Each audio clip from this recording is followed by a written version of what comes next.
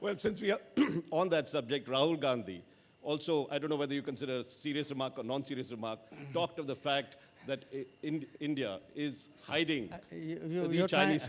You're trying to make my Monday morning? This question, and then we'll move on. That India is hiding the fact that China has been, has taken territory in the LAC, and wants us not to, to take on China. What is your view on this? Today, yeah. I mean, you have yourself a fairly deep knowledge of the security situation. Today, you have a deployment of the Indian Army on the China border that we've never had.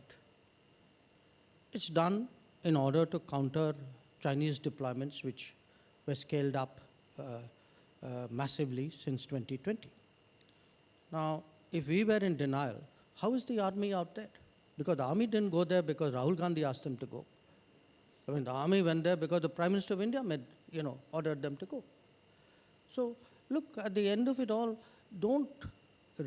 I understand today, politics is politics, okay? People will say things. They may not be credible. They may sometimes contradict their own positions, their own behavior. All that could happen.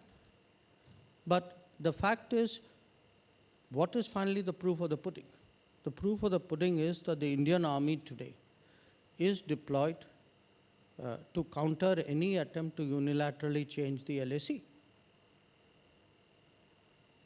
So that's your answer. And you're saying that's a fitting reply that India is giving to China?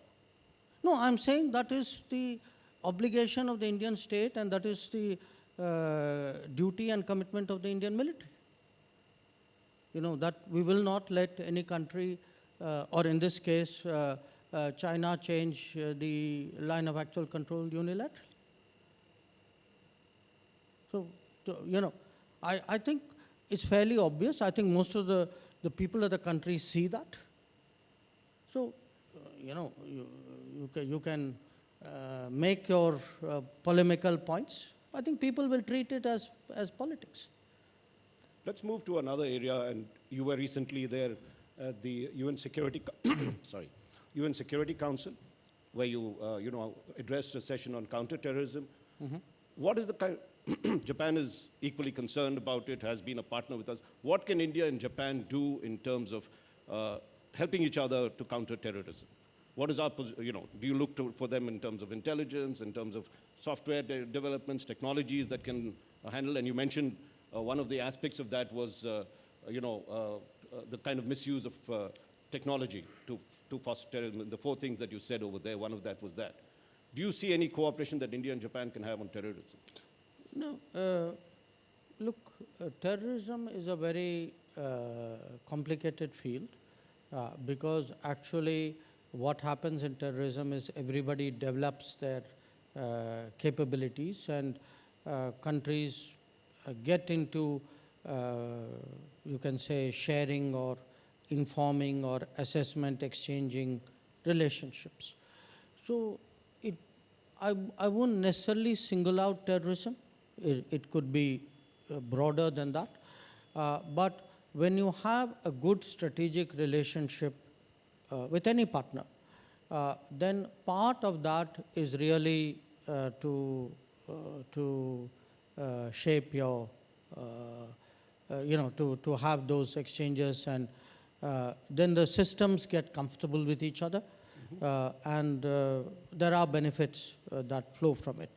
But the fact is that while we are, of course, both Asian countries, we are located at 2 very distinct sub-regions, which each have their own challenges. But in this day and age, look, you never know who's helpful where. I mean, you'd be amazed at the countries, with whom we work sometimes.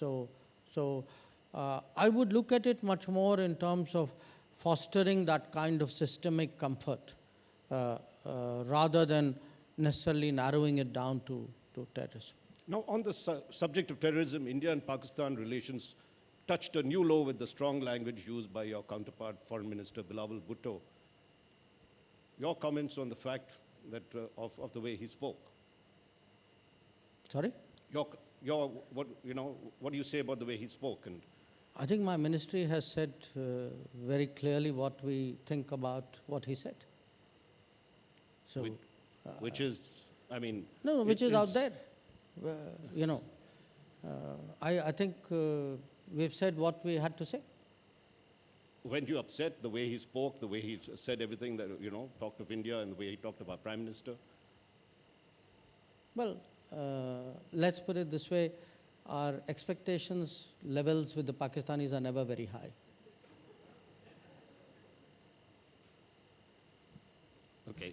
I know, we come back right to Japan. In terms of the fact that we are the G20 president, as well as Japan is the G7 presidency, how do you see us working together on some of the key issues of the world? Do you see some of the big things that we could take up together? We are the, G20 president, and Japan is the G7 presidency. Of course, G7 is represented over there, but is there ways we can work together to collaborate this? Well, yes, because look, the G7, after all G7 members are G20 members. So together they are, more than a third of the G20 membership, and because they work as a group, they obviously are able to put their points of view across very, very strongly.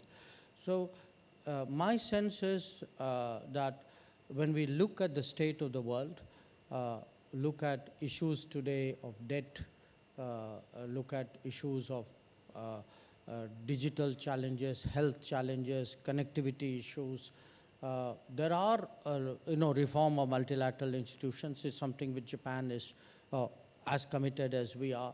We are actually partners when it comes to some aspects of it. My sense is there will be a significant convergence between what the G7 under Japan is trying to do and what the G20 under India is trying to do.